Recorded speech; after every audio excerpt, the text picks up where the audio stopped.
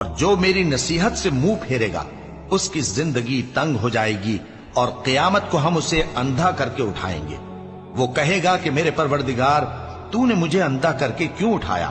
میں تو دیکھتا بھالتا تھا۔ اللہ فرمائے گا کہ ایسا ہی چاہیے تھا، تیرے پاس ہماری آیتیں آئیں تو تو نے ان کو بھلا دیا، اسی طرح آج ہم تجھ کو بھلا دیں گے۔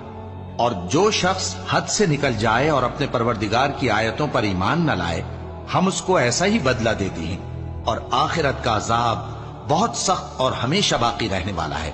تو کیا یہ بات ان لوگوں کے لیے موجب ہدایت نہ ہوئی کہ ہم ان سے پہلے بہت سے فرقوں کو ہلاک کر چکے ہیں جن کے رہنے کے مقامات میں یہ چلتے پھرتے ہیں؟ عقل والوں کے لیے اس میں بہت سی نشانیاں ہیں۔ اور اگر ایک بات تمہارے پروردگار کی طرف سے پہلے صادر اور جزائے اعمال کے لیے ایک میعاد مقرر نہ ہو چکی ہوتی تو نزول عذاب لازم ہو جاتا۔